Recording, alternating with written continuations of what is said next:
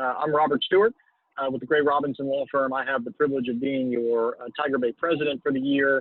Also on the line with us is our vice president and incoming president, Nick Shanine, and he'll be our timekeeper for today's debate. As you can see, I'm like a lot of us, our work schedules are a little bit different than they used to be. So I am driving at the moment and sort of joining everybody remotely, but thanks to the wonder of technology, we're able to do that these days. Today is a really exciting day for Tiger Bay because it is our first and this cycle only debate.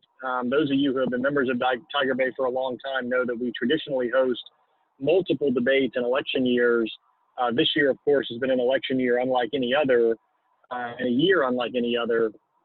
And as a result of that, many of the calendaring and scheduling problems that we ran into caused this to be our only debate, but we're really excited about it. We have two candidates for House District 29 that are with us today, and they'll be introducing themselves here momentarily. But Representative Scott Plaikin is on the line with us, as well as Tracy Kagan is on the line with us, and I'll be handing it over to our moderator here momentarily. Those of you who follow Central Florida and Seminole County politics know that this race is a rematch from 2018, and Representative Plaikin has held this seat now for 2 terms and previously represented a district very similar to this one several years before that. And Tracy ran in 2018 and is now running again in 2020 in what has become one of the more talked about and expensive House races in all of Central Florida and maybe even throughout the state. And we'll get into that a little bit. But with no further ado, I want to welcome everybody again. Thank you so much for being on. Those of you that are watching both through the website or through Zoom or through Facebook Live, we're excited to have you. And with that, I'm going to hand it over to our exceedingly capable moderator, Chris Heath from Channel 9, who's going to take it from here and introduce our candidates, give them a chance to introduce themselves. And Chris, thanks for being on with us today. I know it was short notice, but it's great to have you. It's great to be here, and I got to tell you, it feels weird doing one of these and not having a chicken lunch waiting for me somewhere. So this is uncharted territory for all of us. But yeah, we're all working remotely. I'm at the house. I have my dog sleeping under the desk as I'm moderating this debate. So hopefully everything goes smoothly. Yeah, this is a rematch. This is a race that 2 years ago was settled by something like 1,500 votes out of 74,000. So this is a very close, going to be a very close race. If past is prologue, we can expect a very close race again. And this is an important race, not just because of what is coming at the legislature in 2021, but because of a lot of the issues that we've all dealt with in 2020. So without further ado, I think I'm open to letting both candidates introduce themselves. I believe we should probably start with the challenger, Tracy Kagan. Tracy, would you like to introduce yourself? Yes, I would. Thank you so much for this opportunity. And first of all, thank you for having me here today. It's wonderful to be here, even though it is a Zoom. My name is Tracy Kagan. As mentioned, I'm running for State House District 29. I ran in the midterm election and lost by a razor-thin margin. I'm a single mother. I've got 3 daughters, caretaker to my mother, who will be 87 on Tuesday, and a small business owner and criminal defense attorney of 30 years. I'm running for this position. I'm running because of the failed leadership in Tallahassee and the failed leadership on the local level. I'm running because our leaders have not gotten ahead of this pandemic, and this pandemic has magnified the issues that are facing Floridians, people in District 29, and Floridians throughout Florida. We have a problem here in Florida. We have a huge high rate of unemployment. We have a broken unemployment system. We have a lot of people without health care or who cannot afford health care. And now it's exacerbated by the fact that, health care is tied to employment. They've lost their employment. We have a lot of people in Florida who do not have affordable housing or have lost their job and are facing possible eviction. We have public schools that need shoring up and taken care of. And we have our environment, which is on the line. And I am running to protect our environment. I believe in science. I'm running because we need this leadership in Tallahassee. For the last 20 years, the Republicans have held the vice in Tallahassee, and their laws have not protected the working families here in my district and in Florida. I'm Tracy Kagan, and I'm so excited to share my political views with you and what I hope to achieve in Tallahassee. And thank you again. All right, Tracy, thank you. And Representative Scott Plakin, your 2 minutes to introduce yourself as well. Hey, Chris, good to see you again. I'm Scott Plakin. I'm married to Rachel, father to 6, small businessman that has started several businesses in Central Florida, creating hundreds of jobs over the years. And I'm running for my final reelection in the Florida House. My argument for reelection is on my record. Just this year had 12 appropriations requests make it to the governor's desk, which is unusual in and of itself.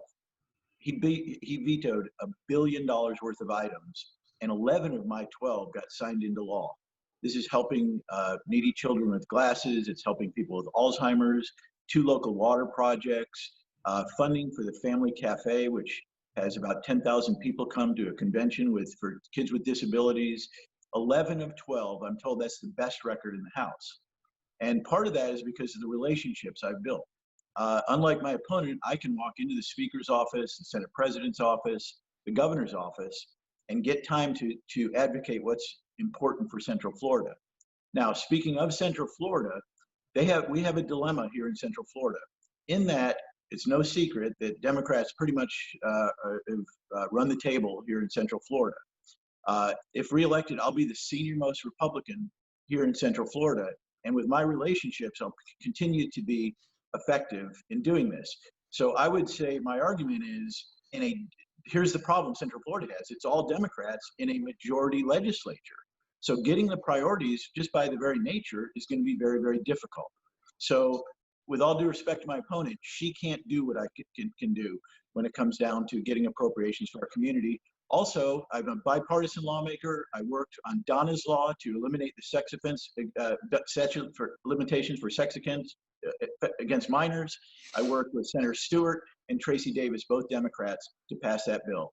Okay, Representative Plank, I appreciate the intro there. And we'll start off with you getting the first question here. Both of you brought up COVID-19, and this has been a dominating issue in 2020. I know the legislature took part of this up at the very tail end of the session, but we already know going into the next session, on top of everything else that will be before the legislature, dealing with COVID-19 will be a problem. Where do you see the biggest struggle ahead for the legislature as it relates to COVID-19, and not just making sure the state budget is whole, but making sure local communities are made whole, because a lot of them have borne the brunt of dealing with this pandemic? Who's that go to? Representative Plakin, that's questions to you.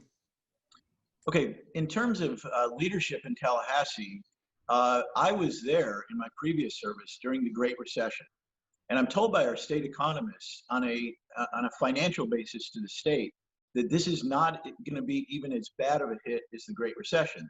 Now, what we did during that time, and again, I was there on appropriations committees, we had some hard choices to make. And I remember it was my first term, it was kind of scary, to be quite frank, of agency heads coming in and saying, if you cut this, that these things will happen.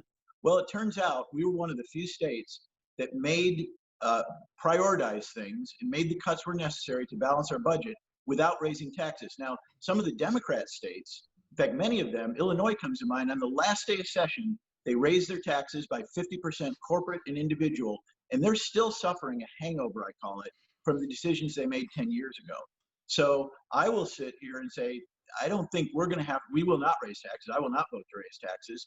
And I suspect my opponent and her party would push to raise taxes. When I'd say, let's just use with what we have, balance our budget. But you know, the decisions we made are what led us to roaring back. Like I said, when some of these Democrat states. Okay, Representative Plakin, that's your 2 minutes. Same question to you, Ms. Kagan. Listen, we're going to go into the 2021 session facing some real challenges, not just from the budget standpoint, but dealing with COVID-19. How would you approach the session, and how would you hope to address these things? Okay, first things first, we need to roll up our sleeves. I would approach the session by working and being able to work across the party lines and working with the Republicans. There is plenty of money in the budget. It's about an $89 billion budget to address the COVID issues. First things first, we need a uniform policy. We have to recognize the fact that science exists, the coronavirus exists. That's been a problem from number one. Once we do that, then we have to go down and we have to fix our unemployment system, which was broken and devised or helped ratified by my opponent back in 2011, along with Rick Scott. We have to make sure that Floridians are safe and healthy. Once we do that, we build the economy. It's not something that works in a vacuum, it works tandem and hand in hand. So first we put aside money and we make sure that we have testing. We make sure we have social distancing. We make sure we have contact tracing. We make sure our schools are safe for our children. Once we do that, we focus to small businesses. And we do have the resources and the money in the legislature to put aside for this, earmarked for it. We have hurricane relief. We need to have pandemic relief. And this is not going to be the first pandemic that affects us. It has been the first one in a very long time. But the truth is, we need to prepare for it. And I do believe that I have the ability and the skill set to not only analyze law, create law, but to reach across and negotiate my 30 years of experience sitting on both sides of the bar. Okay, 2 minutes. Since my name was That's invoked, I get to respond? Yes, absolutely. Go ahead. I didn't hear her say that she wouldn't raise taxes or vote to raise taxes, first of all. Secondly, I think we could see her approach a little bit by what she's displayed on social media. Ms. Kagan in August put on a social media post that, why are we opening up the economy? It's not a direct quote, but she was concerned about opening the economy back up, and she called for sheltering in place in August. So sheltering in place is code word for shutting down the economy. And I completely disagree. Florida has opened it a little quicker than everybody else, and our COVID levels are down and our survivability is up. And compared to like the mayor of New York and their approach, we've got something like a tenth of the deaths that they have there. So we can have our cake and eat it too. We can keep people safe, and we can also make it so these businesses aren't decimated. And I'd like to know if she still would think that we should be sheltering in place. Ms. Kagan, the question being, how do we handle? We've seen already one really big wave hit Florida. We're starting to see some of our cold weather states. How would you handle things going forward? What would you recommend? Okay, number one, I would not raise taxes. And let me just say that at the outset. Please don't put words in my mouth, Mr. Plakin. I have never said that. I have never stood for that. There's plenty of money to be allocated to the right venues. Number one, we need to have a mandatory mask. We do. We know that masks save lives, not just for the person who's wearing them, but for the other. And we need to get our numbers down. I don't know where Mr. Plakin receives his news source, but the numbers are going higher and higher, and Florida death numbers are going up. And I don't think we can ignore a situation by wishing it away or pushing it under a rug. So first things first, we need a mandatory mask mandate. And then I don't believe that we have to close everything down and shelter in place. But I do believe that there could be a balance with the economy and safety. And that's what I call for in the legislature. Representative Plakin, I would like to, if I may, let me get in here and ask this question, because we have heard questions about a mask mandate, whether we're talking at the federal level with Dr. Anthony Fauci suggesting that maybe we need a national mask mandate. And we've had the governor come out and say, let's let each of the 67 counties do what they want to do. I don't want a statewide mask mandate. But at the same time, the governor has made other things happen that have gone statewide. For instance, requiring state county commissions and other meetings that are supposed to happen in the sunshine to meet in person, and dictating that from the top down. Do you think that we need to have a mask mandate? And if so, is it appropriate for the governor to pick and choose when he's going to tell all 67 counties to march lockstep with one another and when he's pulled back? How would you thread that needle, Representative Plakin? Well, first of all, mask mandates themselves, if you look at, for example, Mayor Demings, he, at the same time announcing a mask mandate, said, but we're really not going to enforce it. So if you're going to have a law that is punishable by fines, people putting in jail, you have to be prepared to enforce it.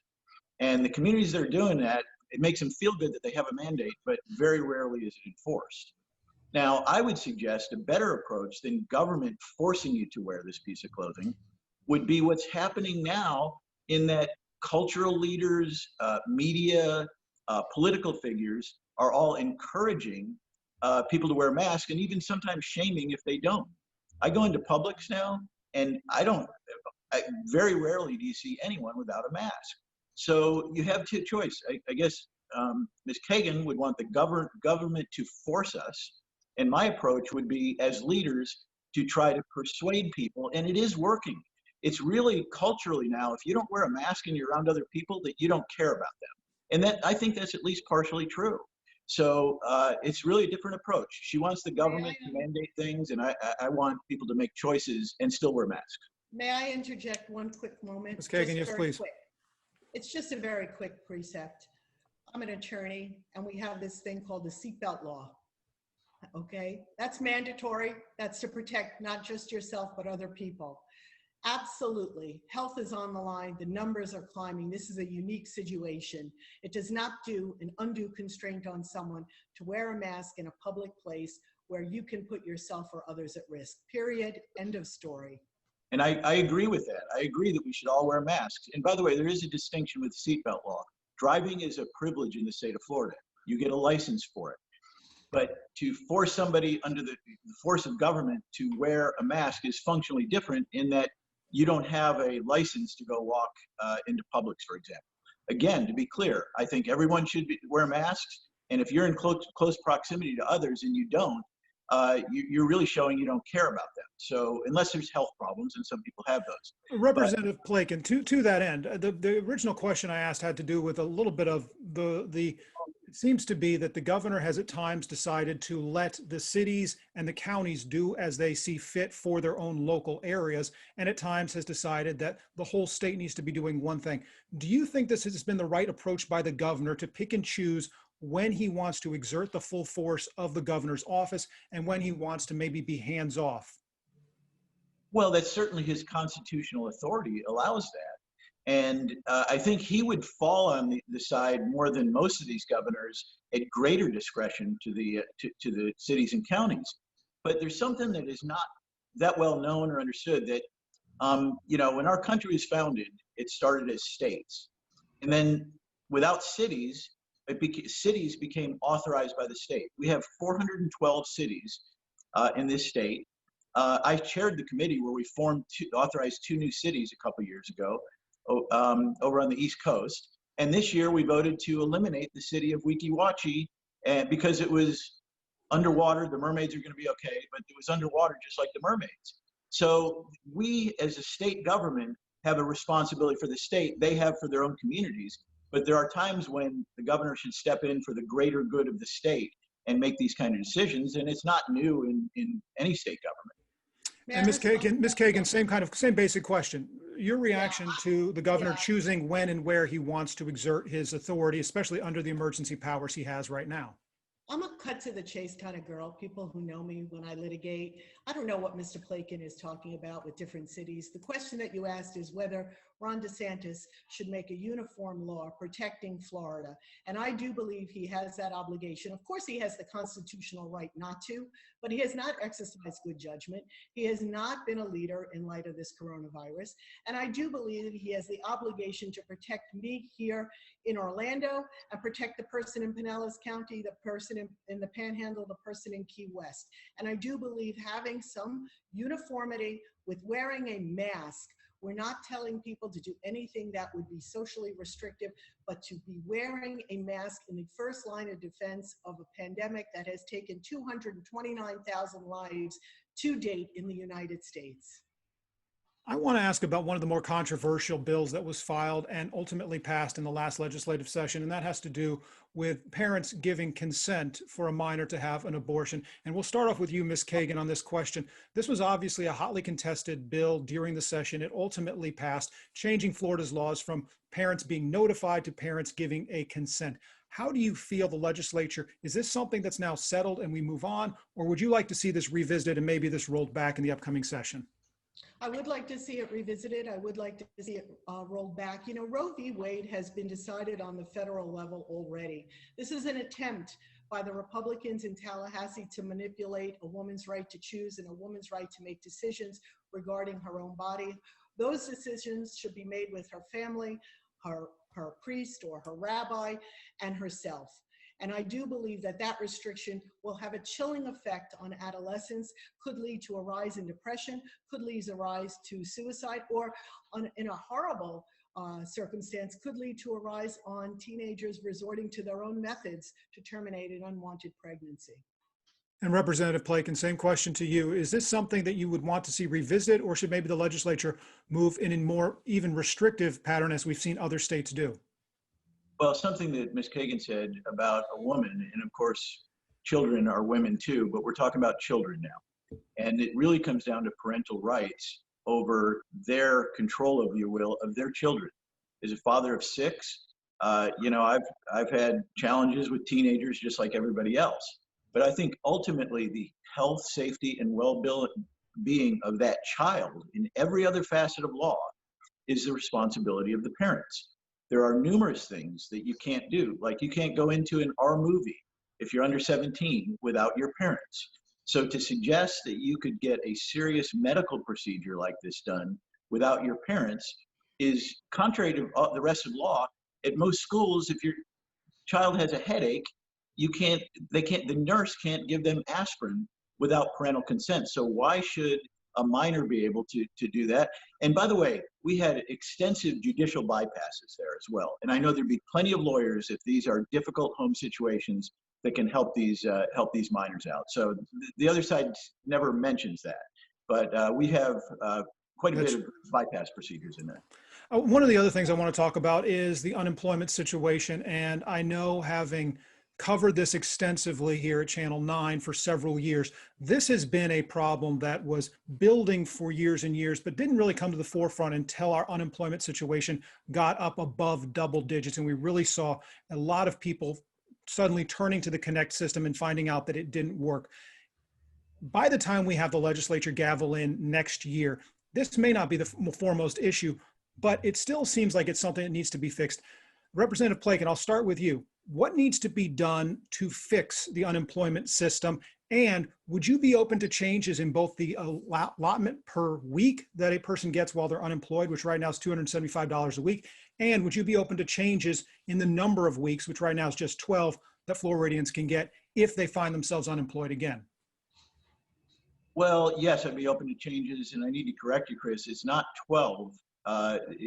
We back in 2011 or 12 created a sliding scale.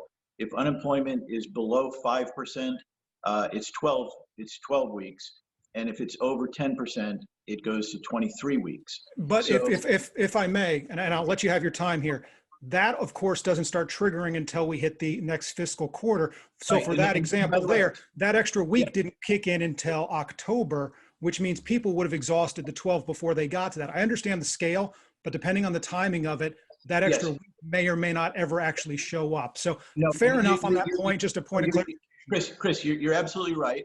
And on other forums like this, I've addressed that. And quite frankly, 10 years ago, when there hadn't been a pandemic for 90 years, I don't think anybody thought of this eventuality.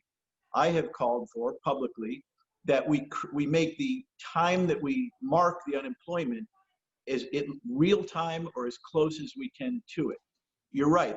Part of the problem right now is it tracks back to the a previous period in time, and that is problematic. And I've said that publicly.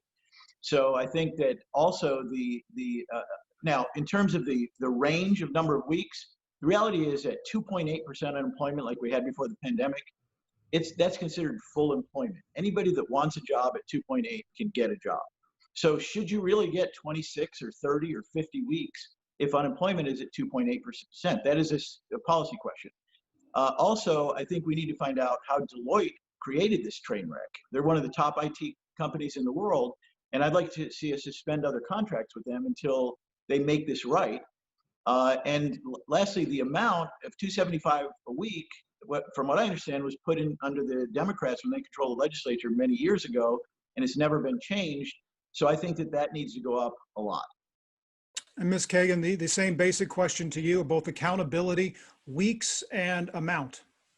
Okay, first, so I want to start by addressing the fact is that we have two different ideologies. The unemployment system to the Republicans is a system designed to fail because their major belief is that people don't want to work. And if you take that and you look how it was created and you look how it's been implemented, each and every year in 2013, 15, 16, 19, they had the opportunity to go back and fix the system. My opponent says he didn't realize the pandemic was going to be here, and that's true. Nobody did, but we did have a recession back in 2008. So the eyes were on the unemployment program. In my view, the unemployment program is in place to lift people up and to help them. I drive through District 29 and I see empty storefronts. I get phone calls from people having problems getting unemployment.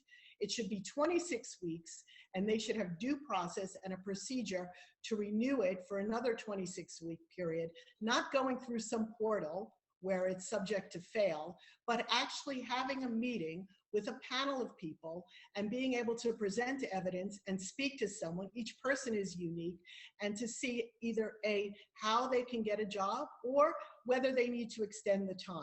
And $275 a week times 4 isn't enough money to rent an apartment in Orlando, in Seminole County, or in Florida. So yes, I do believe we need to raise it to $500 a week. The government, the federal government, had it fixed at $600. I think $500 is a good place to start. I think Okay. we need to That's your time. fix it. Thank you, sir. Okay. And I want to move now to the question of reforming some of our judicial system, specifically as it deals with mandatory minimums. And I'll start with you, Ms. Kagan, here. There has been a lot of talk both on the federal level and especially at the state level of pulling back from some of these mandatory minimums. How would you approach this, and where do you see the most critical need for some of these reforms? Oh, please, this is my wheelhouse. I've been in the criminal justice system for 30 years. We need to get rid of mandatory minimums for nonviolent drug offenses. We need to get rid of mandatory minimums that punish somebody who commits a crime and then has no history, but because of these mandatory minimums are locked into a DOC sentence and forever thrown away into a system based on that. So we need to start with that. We need to eradicate them for nonviolent drug offenses. That's my first start. And Representative Plakin, criminal justice reform. I know this has been an issue that Republicans have also taken up. I've had extensive conversations with Senator Brandeis about this being something. How do you see this moving forward in the legislature? Because this does feel like one of those issues where there's bipartisan buy-in. Well, yeah, and if you were to ask Senator Brandeis, I've been a partner with him on a number of these initiatives. As I would suggest, he would probably say that I'm one of the top 3 or 4 in the House in being involved in criminal justice reform. I filed bills just about every year to, for example, mugshots, to create actions against these people, to keep putting your mugshots up if they're not taken down.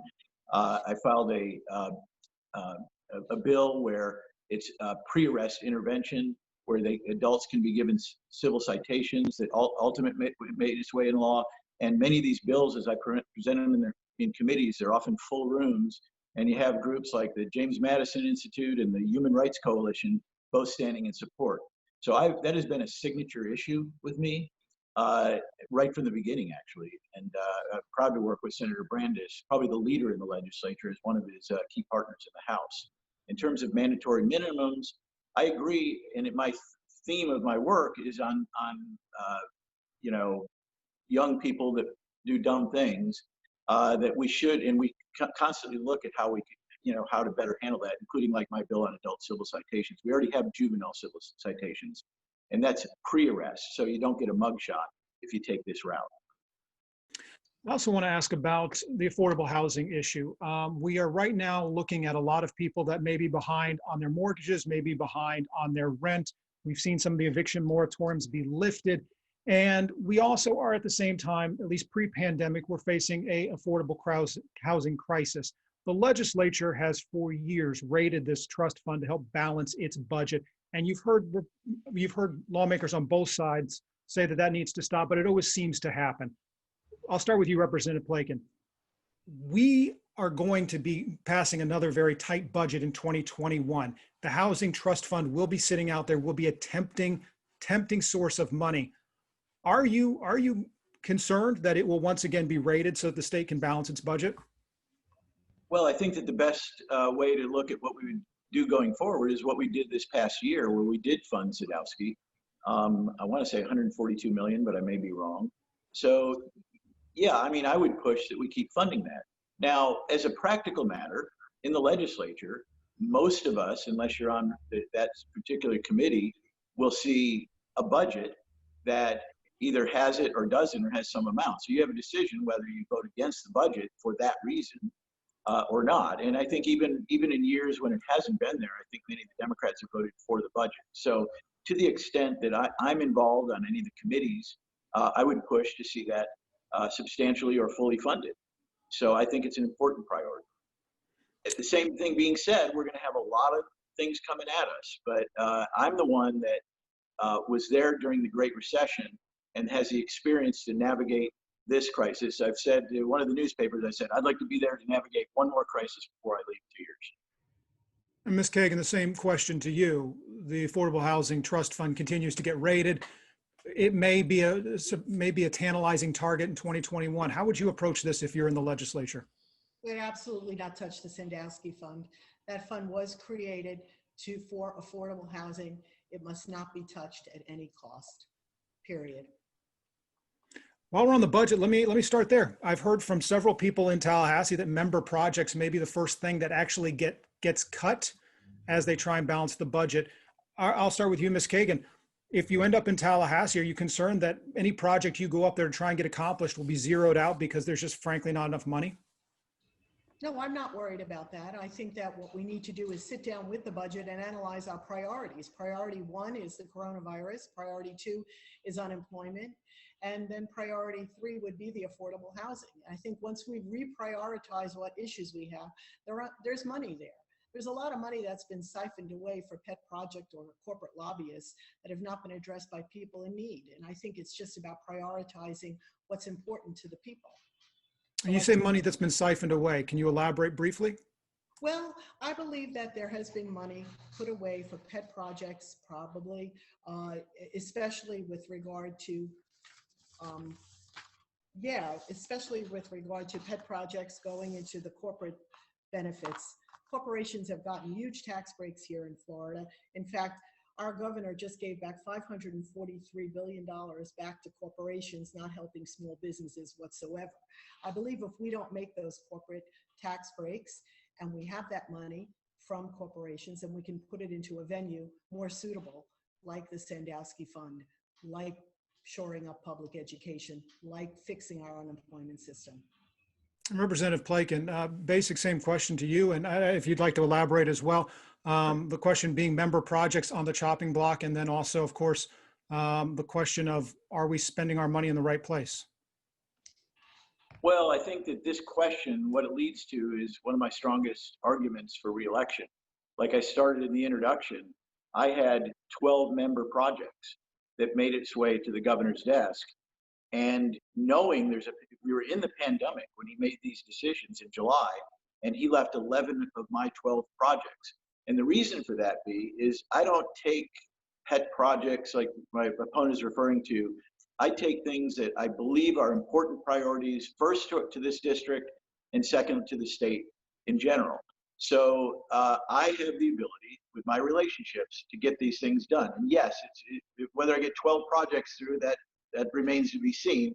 But of course, it's a tough environment. But if there's anybody on this call that can get that done, that would be me. And with all due respect, with my opponent, as a freshman member of the minority party, she will not be able to do what I can do. So my argument is leave me in one more term. In fact, I said people that don't even like my political ideology, just hold your nose and vote for me because of what I can do for our community.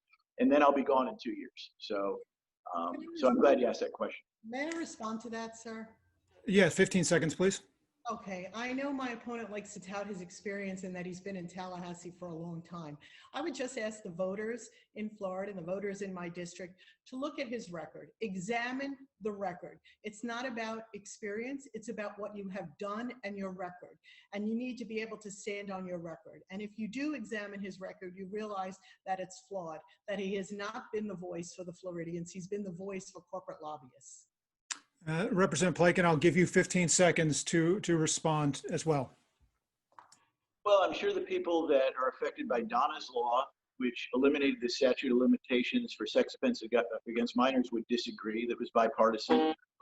I worked a few years ago with Carol Wick, again, on reforming with Senator Simmons the stalking statutes in the state of Florida. I'm told by law enforcement there are probably hundreds of women that are alive because of that bill that I passed.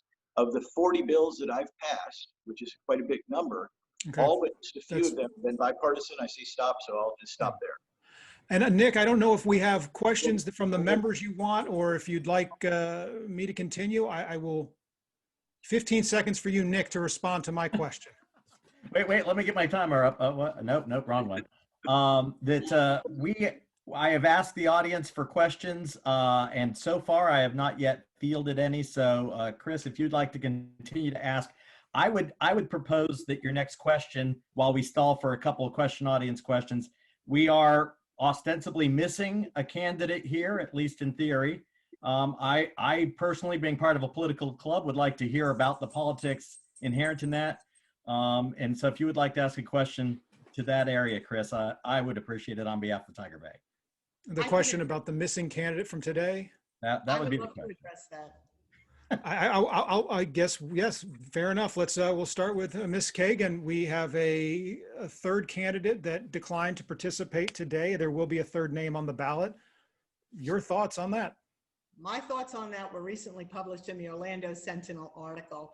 Juan Rodriguez has lived in Seminole County and registered as a voter in 2010. He's never voted. He has no political footprint in Seminole County.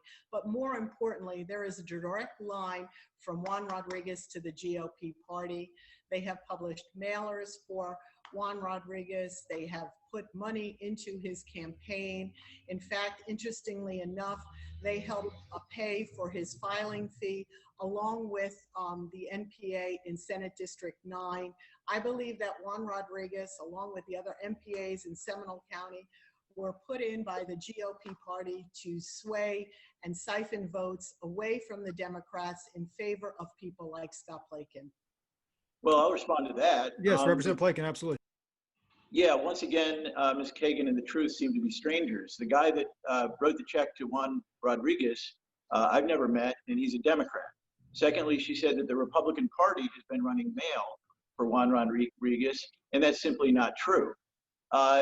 She's also said that she thought that I somehow coordinated Juan Rodriguez. I never met Juan Rodriguez, and until this. Now, I've seen him at Hobnobs 2 or 3 times, which I've never seen Ms. Kagan at, and he's a friendly, nice guy. I think in these debates, he's been an important voice. And, you know, if I were him, I'd be insulted by Ms. Kagan. You know, he's a proud guy. He drives a Harley. And, you know, to suggest that he's like some type of plant from the Republican Party or anybody else, he's running to win this. Now, I'll say as an NPA, it's a heavy lift. And I think we agree with that. But I've gotten to know him in these at these forums and everything, and he's a guy full of energy. He smiles all the time, and I think he's an important voice in the race. I mean, I tend to win, but you know, it's for Ms. Kagan to diminish him. You know, and he also brings, he's Hispanic, a different voice into the race as well. So for Ms. Kagan to constantly diminish this guy, I think it's just untoward. But Representative Plaikin, we've seen this play itself out in races, maybe not in this race necessarily, but in a lot of races across Florida, where one party or the other will recruit another candidate to come in and play as spoiler. Is that not concerning to you that we continue to see this play out time and time again across Florida? Well, again, candidates don't have any control over that.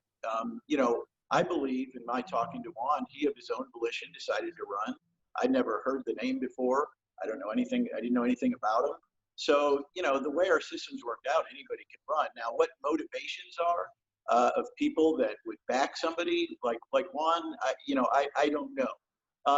But to your point, I think we have seen that from both parties to bring in shadow candidates. Like there's some non-party affiliated around here in Central Florida that don't answer their phone and that kind of thing. Juan is not that guy. He's got signs up and he's very active. Again, I've seen him more out there than I have seen Ms. Kagan. It's a lot of vouching for his credibility there. But Well, I'm yeah, just- He also decided not to participate in this and can't be here to defend himself. And so we'll set it that. I do have a question that has come in from one of the members. Will candidates expand Medicaid coverage to Floridians in the Gap? This is something that, if you go back a couple of sessions ago, was brought up and came close to passing. It made its way through the Senate. Ultimately, the House did not take it up. I will begin with you, Representative Plakin. Is Medicaid expansion something that the legislature could consider or should consider, given how many Floridians do not have health care coverage and how many have been impacted by this pandemic? Well, the pandemic will soon be over. So, there'll be a vaccine by next year. So as a practical matter, by the time we're in session and the next session, the decisions won't necessarily be made for the pandemic. But Medicaid itself is problematic. There was a study done on the West Coast with 20,000 patients evaluating outcomes, and there were no improved health outcomes from people on Medicaid versus the other. So what Ms. Kagan and a lot of the Democrats like to say is they call for Medicaid expansion. Well, the cost in Florida would be about $600 to $700 million. So I'd be curious to know, other than the phantom, let's take money from corporations and tax them more, which there's a lot of problems with, how Ms. Kagan is going to pay for the $600 or $700 million for Medicaid. Is she going to take it from public safety? Is she going to take it from healthcare, from our K-12 education, maybe our university? Because the amount of money it would take, you can't take it from small things. You'd have to take from big things. So it's easy to talk about, let's do everything we can for everybody, but paying for it is the responsibility of the legislature. And I've been there in balancing budgets and making these hard decisions. So I'd like to hear how she's going to pay for it, other than— That's your time. Ms. Kagan, Medicaid expansion, same question. Yeah, I'd love to tell him. Okay, so here's the deal. The deal is it will cost Florida $600 million. But here's the other component of that, Scott, which you seem to miss. And I've informed you. $14.3 billion from the federal government will come to Florida with Medicaid expansion. Let me do the math. 14.3 billion minus 600 million means that we are going to get a surplus of money in Florida for our state legislature and cover 800,000 Floridians, 40,000 of which are veterans. Now, you mentioned that this coronavirus will soon be over. So maybe you believe, just like somebody in Orange, that we're turning the corner now. We're not turning the corner. We're going into a deeper and more numbers of deaths and sicknesses from the coronavirus in Florida. And to deny Floridians the access to expand Medicaid is to deny them health coverage. It's spitting in their face. The other part of the component is that at this particular point in time, most people are struggling with the loss of their employment. So there's even more people who are in need to expand Medicaid. And the funding will come from the federal government back to us. 37 states have incorporated this and expanded Medicaid. We are one of 13 states that don't. That's your It's time. rude, it's insulting. That's your time. Representative Plakin, care to respond on the cost, and not just the cost financially, but the cost of people and their health? Well, again, if you look at, it was either Washington or Oregon, I can't recall, the study of 20,000 people, and it does not report change health outcomes. Secondly, mainly what we're talking about is expansion is able-bodied people of working age. People that are poor or single moms, they are all entitled to Medicaid. So we're really talking about able-bodied adults. And yes, we would get billions from the federal government, but $600 million is real money. But I'd also, regarding healthcare, I'd like to bring something else up. In a mail piece this week from my opponent, she says in plain words that I voted to eliminate coverage or get rid of coverage for pre-existing conditions. Now, the $300,000 or two of super PAC money that's supporting her from Washington, D.C., much of it, has been hitting me with mailers on that same item. And I didn't say much because what are you going to do with these super PACs? But this is her campaign saying that Senate Bill 322 did that, when in fact it does the opposite. It reinforces coverage for pre-existing conditions. So I could say to my opponent, she's a lawyer. Reading a bill is basic 101, and she's got it exactly backwards. And this has been truth tested by Channel 2 and a number Mr. of Plakin, Um, thank you. Ms. Kagan, quickly to respond. Yeah, I'm going to respond to that. Mr. Plakin is very, very skilled and artful in distorting the truth. Senate Bill 322, what that meant, and I have the bill and I know how to interpret law, Mr. Plakin. Senate Bill 322 made pre-existing conditions insurable, but allowed insurance companies to raise the rates on those pre-existing conditions so high that it basically stripped people the ability to have them and maintain them. And then you initiated junk health insurance bonds for 2 or 3 years that don't cover pre-existing conditions. Please don't tell me to read the law when clearly you're distorting it. Thank you. Well, Channel 2 would disagree with you, and a number of other news outlets have Yes. reported that it's exactly. You disagree all you Both want. of you, both of you. I'll I let people read the bill themselves. Yeah, Thank you. Thank you. I think Can I we've, finish my response without her interrupting me? 15 seconds. Okay. Then she disagrees with Channel 2 and a number of the news outlets that have examined this claim because the Democrats are running in numerous races. It basically, if Obamacare were to get rid of that, the state of Florida would step in and still cover it. So it's impossible to argue that this weakens it, and when it actually strengthens it. And if she is, it's Ms. some Kagan, nuance 15, Ms. Kagan, 15 seconds as well. Yes. Mr. Plakin wanted a constitutional amendment to eradicate the Affordable Care Act. Mr. Plakin has voted repeatedly not to expand Medicaid.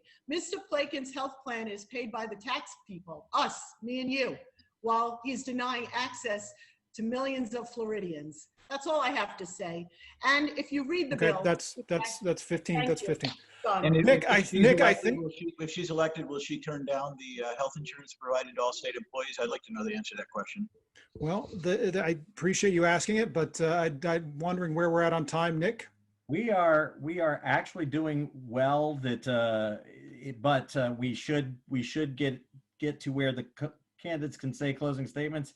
If the moderator wanted to ask one last question along the line suggested, Medicare. By the way, our Fang and Claw Award goes to Allison Holmes. What looked to be an innocuous question about Medicaid turned out to be the most exciting debate moment we've had all year. So thank you, member Allison, for that question. Moderator, we've got enough time for you to ask one more question if you want, but we do need to then wrap it up so the candidates can have their closing statements. I actually, if I can briefly get to both of you, and just this will be a simple yes, no. Representative Plakin, will you turn down the state offered health insurance? No, as a state employee that I've got it since the beginning. And, you know, I've been asked just trying to keep that one brief. And well, let me finish. We make $29,000 a year as a legislator. So that's part of the overall compensation for the job. So I think just about all take it, including Democrats and Republicans. But Ms. Kagan? Ms. Kagan, would you take it? I said one word. You can have a couple extra if you don't mind. Thank you for that. Yes, I would take the state health insurance because I would take the state health insurance, but in the same hand, I wouldn't deny access to other Floridians the health insurance. I would expand it for 800,000 Floridians to also have that health insurance that I would partake in, and the 40,000 veterans. I wouldn't make myself exclusive and set myself above others. It's for me, it's for everyone. And we will wrap up this. I see a question coming in from a member about police tactics and reforming police and holding police accountable. We have really two thrusts here, and I know we're getting short on time. So we'll start with you, Ms. Kagan here.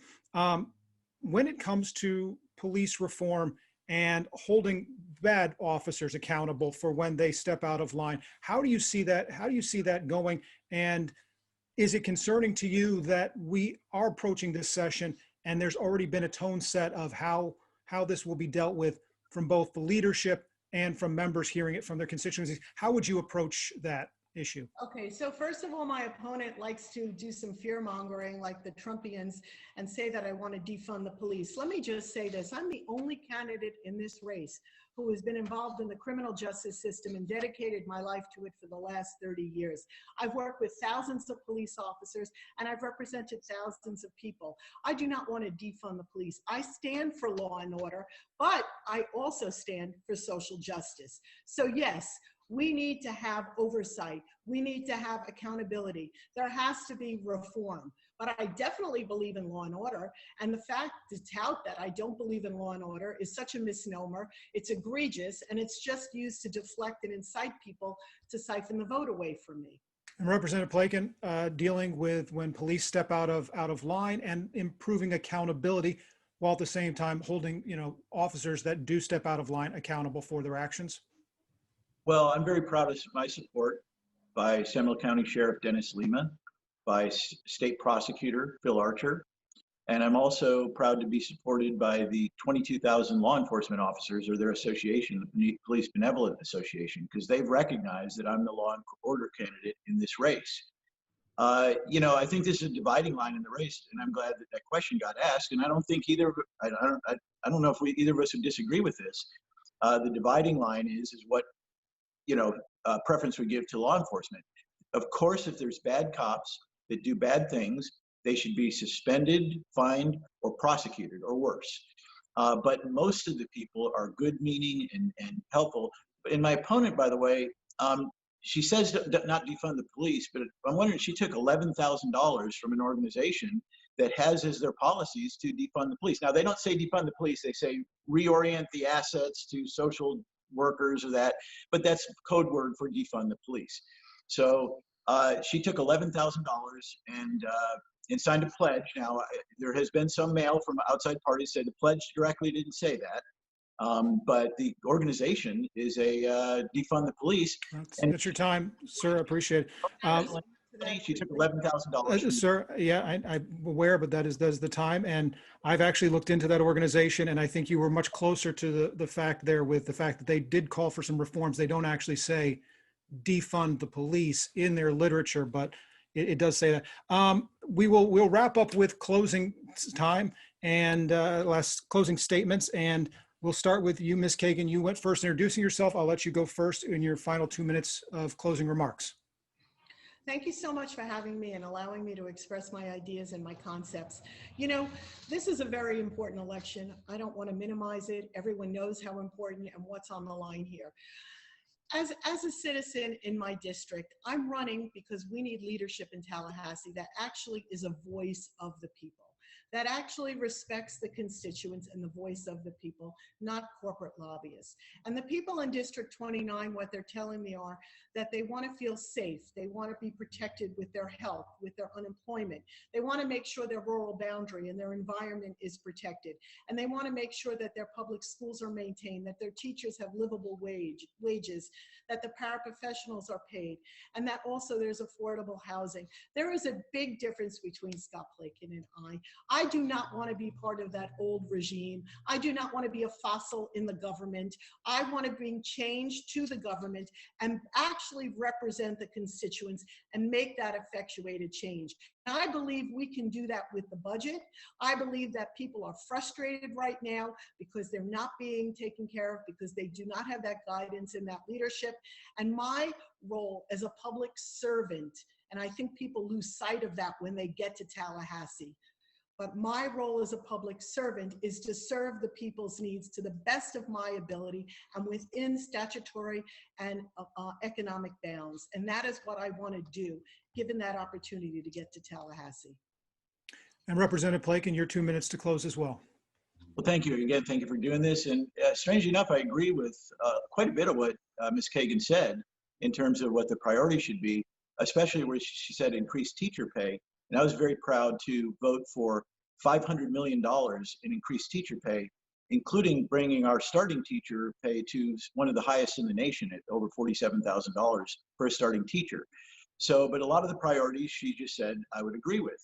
But the question is who can get it done, okay? And with my experience and with my relationships, again, 11 out of 12 appropriations requests in the middle of $1 billion in vetoes. And there's been some suggestion on the other side that I'm, too conservative and all that. And yes, I'm a proud conservative. But if you look at my record, it's very clear. Almost all the bills I've done get bipartisan support, almost every one. And in recent years, I normally file 3 or 4 bills with Democrat as prime co-sponsors, where we partner with the bill. Amy Mercado, 2 years ago, we passed a lot working with Orange.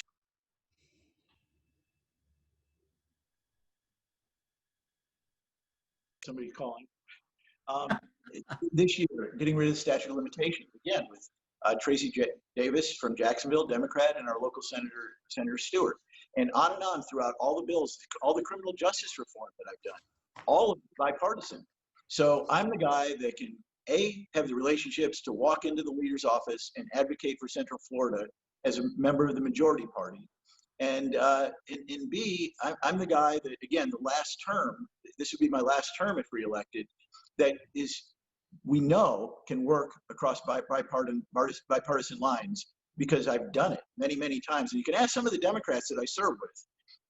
Of course, they're on the other party, but if privately, they'd have to tell you, I'm really good to work with to get things done that we have in common. And thank you again for having this today. Representative Scott Plakin, thank you for your time. And Tracy Kagan, again, thank you for your time as well. And of course, voters will get their final say on all of this on Tuesday. And again, if 2020 is anything like 2018, we may be counting every single ballot in this race up until well past midnight. So thank you guys. Thank both of you so much for doing this. And I will turn it over to Nick. Nick. Thank you. Great. Thank you again, both candidates Kagan and Placon, for your presence today. We tried to get other candidates to join into the Democratic foray of debating, and the fact that you two were willing to say yes, even with the Zoom methodology, is kudos to both of you, and thank you for being here. Tiger Bay members, thank you all for being in attendance. Guests, thank you for tuning in as well. This has been recorded so that we can help spread the word to others who might still yet be undecided on this critical race. Remember, early voting remains open through Sunday, November 1st. Seminole County is 7 to 7 p.m. Orange is 8 to 8 for early voting. On Election Day, November 3rd, it's 7 to 7 at your precincts in both counties. And again, thank you to the candidates. Thank you to our moderator, Christopher Heath, and Channel 9 for everything that you do for our community. We really appreciate it. So on behalf of Tiger Bay, everyone have a safe election night, and we look forward to seeing you all in the new election year. Thank you. Thanks.